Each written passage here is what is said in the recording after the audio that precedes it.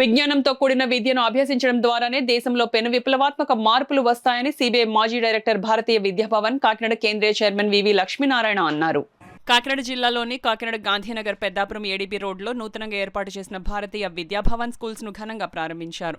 భారతీయ Vidya Bhavan chairman Kashi Viswanatharaju ఆధ్వర్యంలో జరిగిన ప్రారంభోత్సవానికి లక్ష్మీనారాయణ హాజరయ్యారు. ఈ సందర్భంగా లక్ష్మీనారాయణ మాట్లాడుతూ విద్యతోనే సమాజంలోనూ ఎంతో మార్పు వస్తుందన్నారు.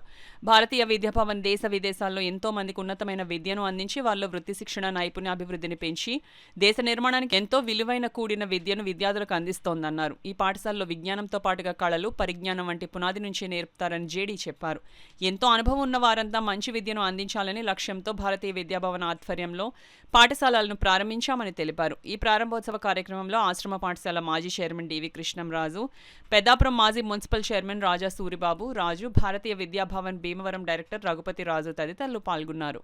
కాబట్టి ఎప్పుడైతే సేవ ఉంటుందో దాని వెనకాల ఎప్పుడు కూడా పరిశ్రమ ఉంటుంది, ఆ తర్వాత సిన్సియారిటీ కూడా ఉంటుంది. సో ఆ విధంగా ఈ పరిసర ప్రాంతాల్లో ప్రజలు, ముఖ్యంగా తల్లిదండ్రులు ఈ భారతీయ విద్యాభవన్ కాకినాడ కేంద్రం ద్వారా స్థాపించిన ఈ బాలవాటిక కావచ్చు, విద్యాలయం కావచ్చు, వాటన్నిటి యొక్క లాభం తీసుకొని దేశాన్ని నిర్మిద్దాం, మన పిల్లలు మంచి భావి భారత పౌరులుగా తయారు చేసే విధంగా మనం అందరం కలిసి కృషి చేద్దామని మీ అందరికీ తెలియజేసుకుంటూ, ముఖ్యంగా ఈ ప్రాంతంలో సూరిబాబు రాజు గారు పెద్దాపురంలో వారు విశిష్టమైన కృషి ఈ పాఠశాల వెనుక, అదేవిధంగా ఇంతకుముందు ఆశ్రమ పాఠశాలల్లో కృషి చేసిన శ్రీ కృష్ణరాజు గారు, ఆ తర్వాత డిఎన్ఆర్ కాలేజీ ప్రిన్సిపల్గా పనిచేసిన రఘుపతి రాజు గారు, వీరందరూ కూడా ఈ పాఠశాల యొక్క అభివృద్ధిలో భాగస్వాములుగా ఉన్నారు. వాటి సమిష్టిగా ఒక గొప్ప మార్పుని ఈ ప్రాంతంలో తీసుకుందామన్న ఉద్దేశంతో మీ అందరూ కూడా విరివిగా ఈ పాఠశాలలలో మన పిల్లల్ని పంపించి వారిలో వచ్చే మార్పులను మీరు ప్రత్యక్షంగా చూసి తల్లిదండ్రుల యొక్క సహకారం కూడా వారిని కూడా ఈ విద్యాభివృద్ధిలో వారి యొక్క భాగస్వామ్యం కూడా చేసే విధంగా ప్రణాళికలను రూపొందిస్తాం.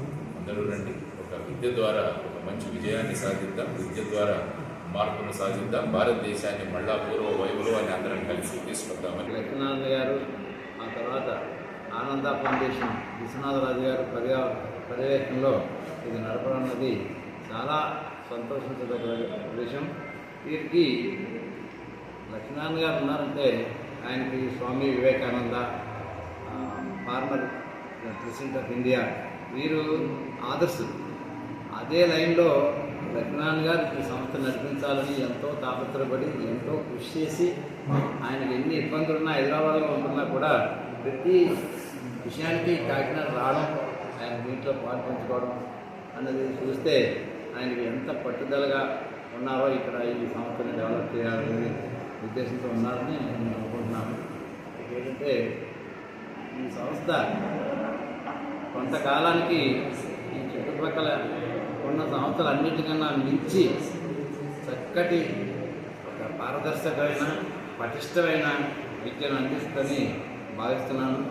చేత ఇక్కడ కాకినాడలో ఉన్న ప్రజలందరికీ నా విన్నపం ఏంటంటే, మీరు ఒకసారి స్కూల్కి వచ్చి స్కూల్ వాతావరణం, పరిసర ప్రాంతాలు అన్నది ఆలోచించుకుని మీరు వచ్చి దీనిలో పాలు పంచుకోవాలిగా కోరుకు సెలవు.